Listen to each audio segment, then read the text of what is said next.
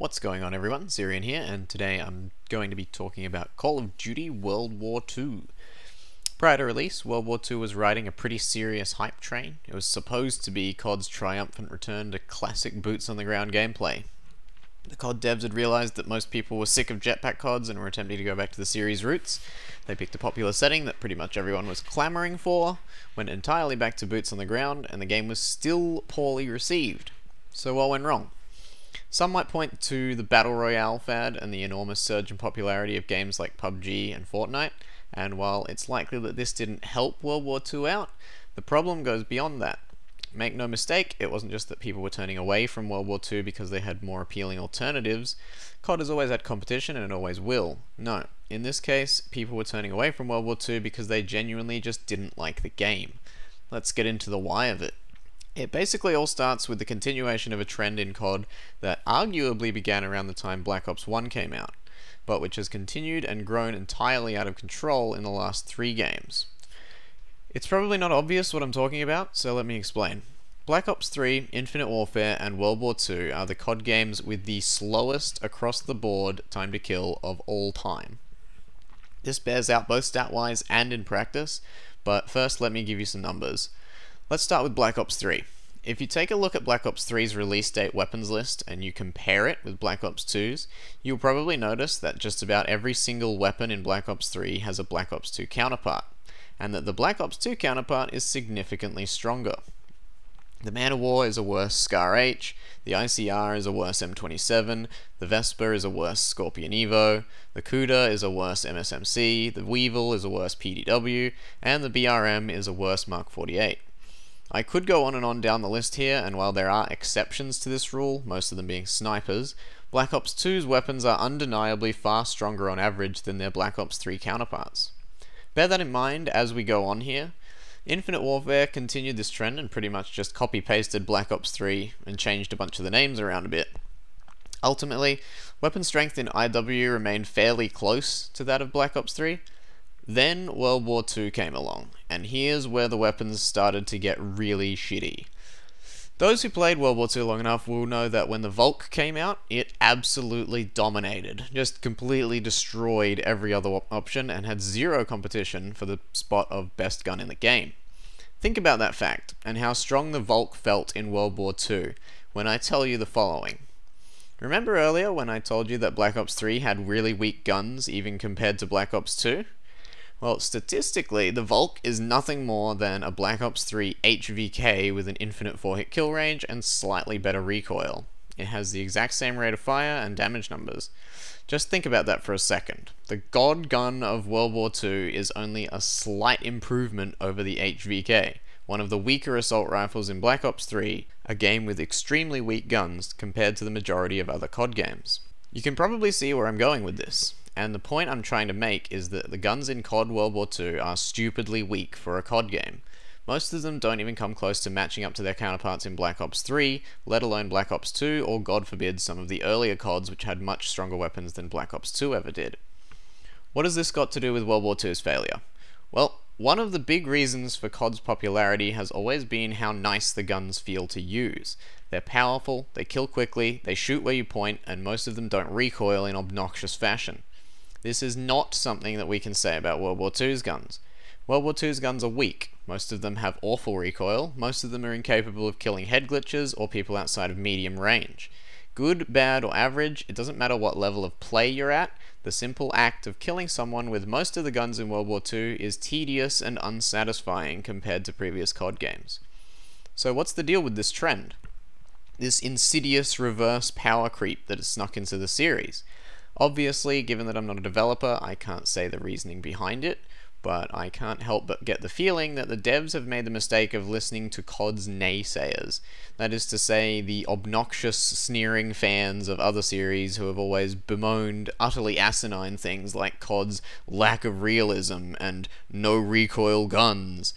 This is purely speculation on my part, but I wouldn't be surprised if subtle attempts to try to counter those meaningless insults has resulted in the increasing shittiness of guns with each COD iteration.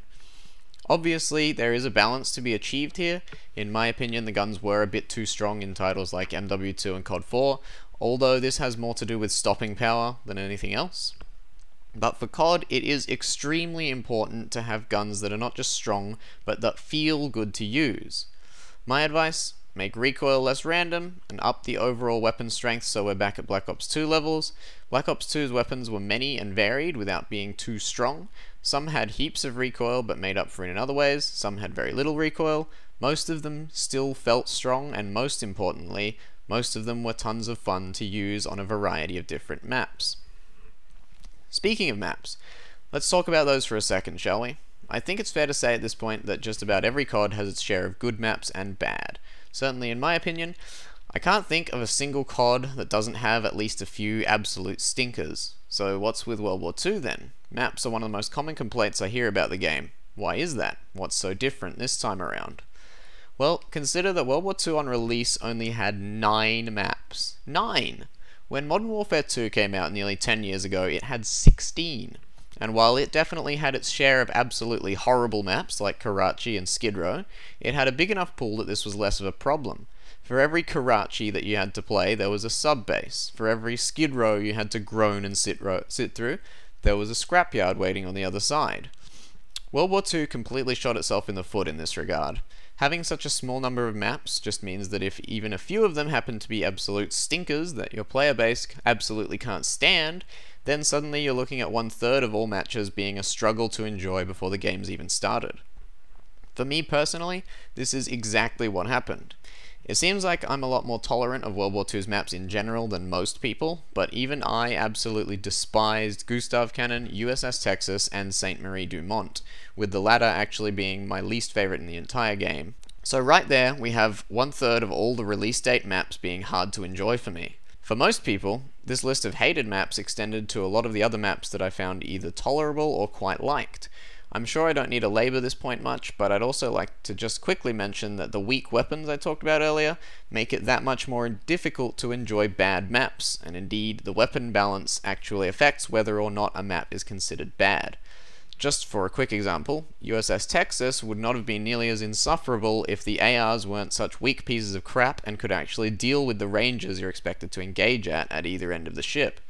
Gustav might not have been so bad if you could have used anything other than a Volk or a Lewis or a sniper on it and not been at a huge disadvantage.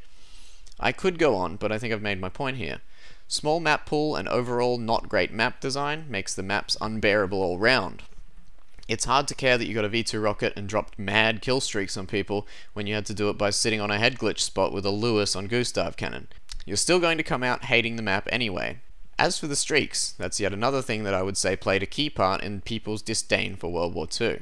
If the gunplay and the maps are the core ingredients that go into making the COD cake, then good and fun kill streaks are the icing on the top. Sadly, World War II's icing must have been made from nothing but flour and water, because World War II's kill streaks are about as dull and uninteresting as I could possibly imagine. First, let me make it clear that I don't want to see a return of stupidly cheap and easy kill streaks like in Modern Warfare 2. I'm on record as saying that the kill streak balance in MW2 was one of the worst things about the game, and that the game-ending nuke is probably the worst balanced thing in COD history. However, in spite of being poorly balanced, most people agree that MW2's kill streaks were a bunch of fun to actually use. They were incredibly strong and extremely easy to get. Black Ops 2 took this idea and improved upon it by making it so that streaks didn't chain into other streaks quite so easily, rebalancing the incredibly powerful streaks so that they were harder to obtain, and removing stupid streaks like the game-ending nuke. The end result was an incredible number of streaks that were not only viable to run, but actually just fun to play around with. I must admit that I'm less creative with my streaks than most, but even I would find myself going from UAV Hellstorm Lightning Strike to UAV Counter UAV VSAT, UAV Lightning Strike VSAT, and then for occasional giggles I'd mess around with Lodestars and VTOL warships, dogs, swarm, EMPs, etc. You could run sentry guns if you wanted to. There were 2 different types of AI helicopters to follow you around, and even a shitty AI robot if you felt like helping someone on the enemy team get their Stinger challenges done so they could get diamond camo. These streaks were a mountain of fun to use and go for, while rarely being obnoxious enough to be completely game-breaking like the streaks in MW2 often managed to be. Meanwhile, what does World War II have? Somehow, and I'd say this is largely due to the requisitions perk, meaning people don't actually have to earn their streaks and are just guaranteed to get them during the course of a game, World War II streaks managed to be simultaneously not much fun to use and obnoxious and game-breaking. I know I'm not the only person who has been perfectly happy enjoying a game of Dom or Hardpoint in World War II, only to reach the last third of the game and suddenly find that the game became an endless parade of paratroopers, ball turret gunners, and carpet bombing runs. Ultimately, World War II's streaks are too bland, too samey, and too not fun. And in the case of the ball turret gunner, actually physically painful to use because it gives you a seizure while you fire it. Requisitions also manages to make them really annoying as well. My advice? Get rid of requisitions and try to figure out how it was that Black Ops 2 had such a variety of useful streaks that didn't feel too easy to get for the benefit they gave. It would also help if they'd remember that streaks are supposed to wow the player with their usefulness. I know it's a tough balancing act, but it's been done before. It just needs to be done again. I've been going on a lot about the core parts of COD here, but strangely enough, I don't think any of them are the #1 reason World War II flopped.